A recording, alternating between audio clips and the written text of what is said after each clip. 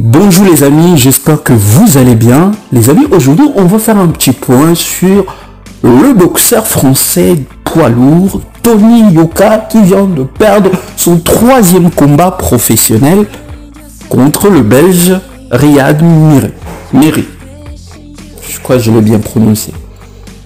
Les gars, en ce moment, je vois certaines vidéos, de commentaires. Je vois il y a plus de monde, il y a plus de gens qui pensent que Yoka doit arrêter sa carrière. Yoka doit arrêter carrément la boxe. Mais moi je pense autre chose. Dans cette vidéo, j'ai une proposition à faire à Tony Yoka. Je sais que vous allez me dire, mais t'es qui toi pour faire des propositions à Yoka et tout. Les gars, je vais faire une proposition à Yoka. Si Yoka veut retrouver son niveau, si on pourrait revoir les Yoka d'avant, j'ai une proposition à lui faire. Si Yoka m'écoute, il applique ma proposition. C'est un peu prétentieux. J'avoue, c'est prétentieux. Mais je crois que ma proposition est la meilleure proposition qu'on peut faire à Yoka pour retrouver son niveau d'avant. Parce que faut qu'on admette quand même que le Yoka après Bacolé, ce n'est pas le vrai Yoka ou le Yoka d'avant.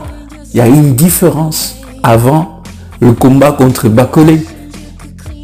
Aujourd'hui, c'est vrai que beaucoup croient que c'est un mauvais boxeur.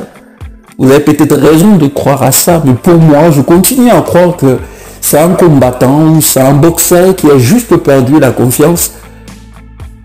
Mais c'est un boxeur qui a des qualités, qui avait des qualités. Parce qu'on ne peut pas battre Joe Joyce en finale des JO de Rio sans avoir des qualités. On ne peut pas être en plusieurs fois champion du monde amateur, poids lourd, sans avoir des qualités. Je sais que certains vont me dire, mais la boxe amateur et la boxe professionnelle, c'est pas du tout la même chose. Je sais, mais si on refait le combat de Joe Joyce, Yoka aujourd'hui, peu importe tu le mets en amateur ou en version poids lourd, le Yoka qu'on a aujourd'hui, Joe Joyce les détruit. Ça ira jamais au bout. Donc, les gars, n'oubliez pas ça. Le Yoka, avant le combat contre Bacolé, c'était le Yoka capable de foudroyer Yohan Djopa en espace de rien du tout, de quelques secondes, de quelques minutes. Djopa réputé comme étant le mec qui avait le manteau le plus solide en France. Djopa qui a fait ses preuves contre des punchers comme Deontay Wilder. Donc, on peut pas dire que c'était aussi un boxeur aussi nul comme on le prétend aujourd'hui. Moi, je continue à croire que il y a un Yoka avant Bacolé et il y a un Yoka après Bacolé. C'est un peu comme Anthony Joshua. C'est un peu comme Anthony Joshua. Anthony Joshua, c'est un peu pareil. Il y a l'Anthony Joshua avant son combat contre Andy Ruiz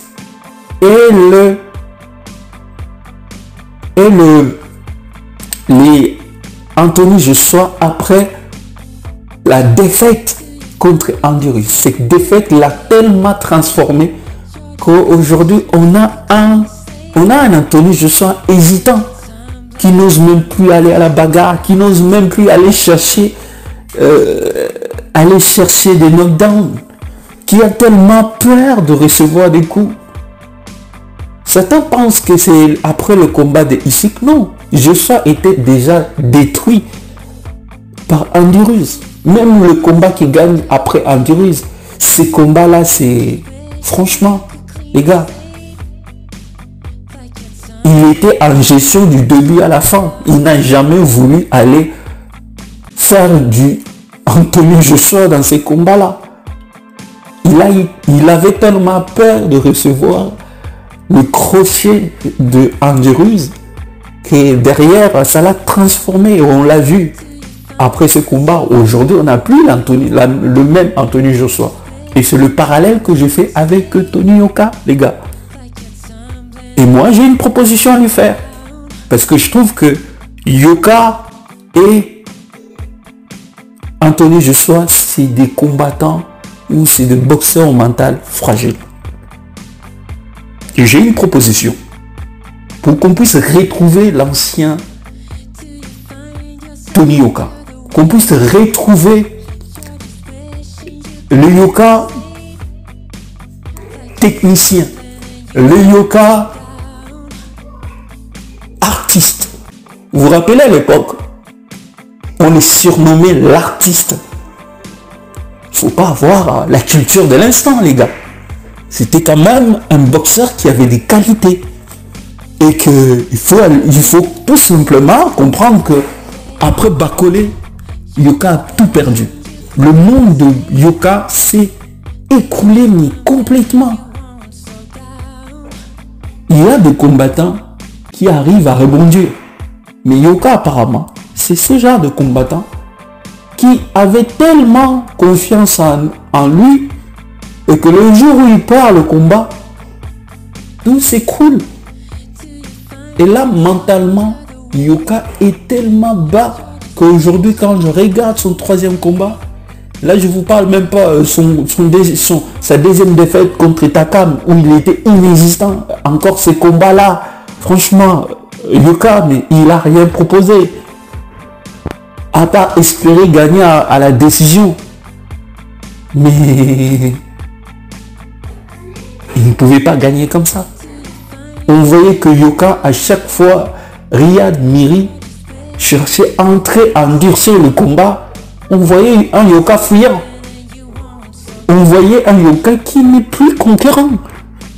Donc, j'ai une proposition à faire à Yoka. Si Yoka aujourd'hui veut retrouver son niveau d'avant, j'ai une proposition. Ma proposition, je sais que vous allez vous dire, mais c'est qui lui? T'es qui pour proposer à Yoka des trucs et tout?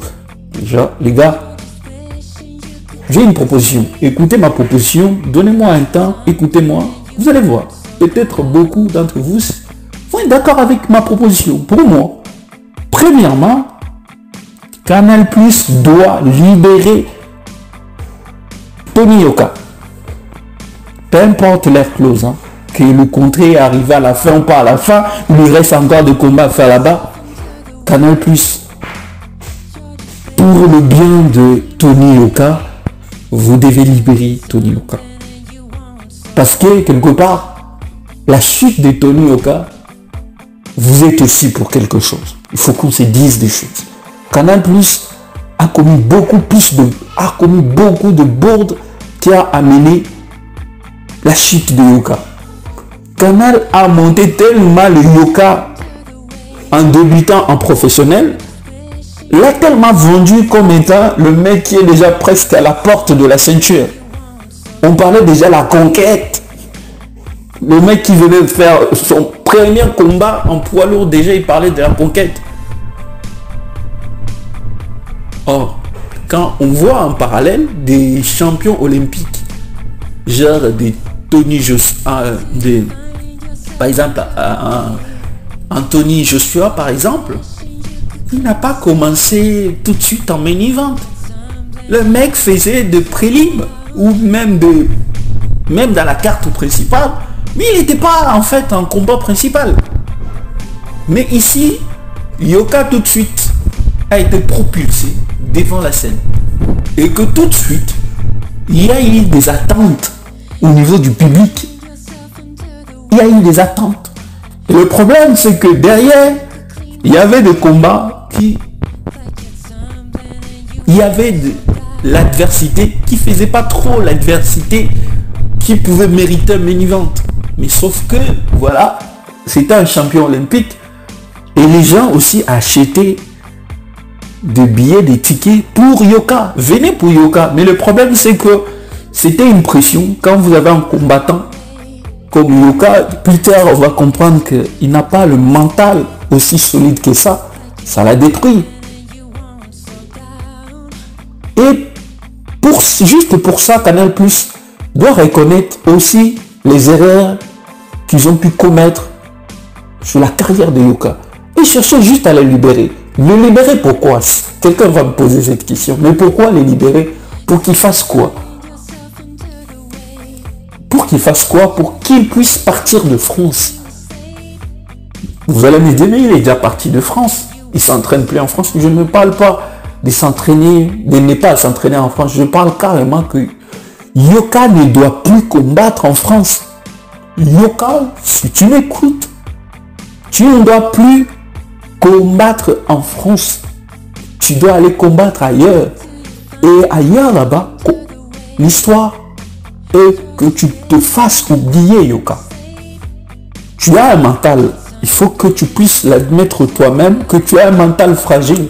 Tu as été atteint. Donc, après ce combat de Bakole, tu n'es plus toi-même. Tu n'as plus la confiance que tu avais. Et si tu veux continuer ta carrière, tu as besoin de retrouver cette confiance. Et tu ne peux pas retrouver cette confiance en combattant en France. Pourquoi?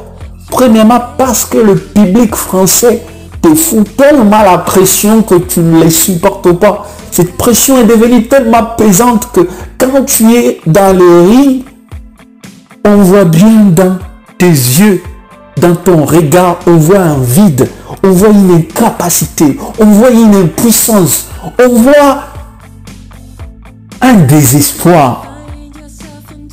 On ne voit même pas un regard rassurant. Juste pour ça, Yoka a besoin d'aller combattre dans des pays tellement, dans des pays exotiques même. Hein. Genre au Panama, va combattre Panama, pourquoi pas?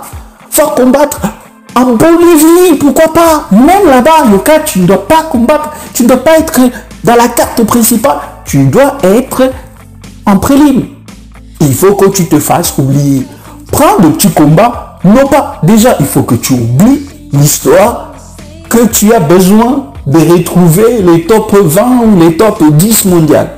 Cette histoire-là, tu l'oublies. Tu as besoin avant tout de te reconstruire. Tu as besoin de te reconstruire mentalement. Et ça passe par prendre des petits combats. Dans des fonds, je sais pas moi, dans des faits fonds du monde là-bas, dans des pays tellement que personne ne va en parler, ou personne va diffuser ce genre de combat là-bas, ce genre de combat. L'histoire que tu puisses retrouver le goût de la victoire. Que tu puisses retrouver ta confiance, la confiance que tu avais, cette confiance qui t'a permis d'être en plusieurs reprises champion du monde en amateur, champion olympique, à gagner 10 combats en professionnel, tes 10 premiers combats. Et certains pensent que c'était que contre des vigiles. Non, tu as battu des Wallis, tu as battu des Djeopa, tu as battu quand même des Rice. Tu as battu quand même des bonhommes qu'aujourd'hui, quand on voit au niveau de classement, ces gens-là ont des victoires maintenant, ont plus de victoires que toi dans leur dernier combat. Ils ont tellement évolué. Ça veut dire que ce n'était pas aussi des mauvais combattants comme la France, le public français voulait le faire croire. Ça veut dire tout simplement que tu avais des qualités, tu as encore des qualités, mais tout ce que tu as perdu, c'est la confiance en toi. Tu n'oses plus. Tu es inhibé. Tony, tu dois aller combattre ailleurs et il faut qu'on t'oublie ici en France. Si un jour tu peux revenir en France, c'est quand tu vas atteindre le sommet. Mais les gars, c'était mon conseil. Moi, je ne pense pas que Yoka doit arrêter la boxe. Je fais encore partie de ceux qui croient à Yoka, qui peut se refaire, mais à condition qu'il puisse vraiment prendre des décisions tellement radicales, tellement strictes qu'il part complètement. Et laissez-moi sur le commentaire si vous n'êtes pas d'accord avec ma proposition. Argumentez, je vais vous lire. Et ça me ferait plaisir. Et ceux qui ne sont pas encore abonnés, les gars, abonnez-vous sur ma chaîne esengo.net. Les gars, je vous dis à bientôt.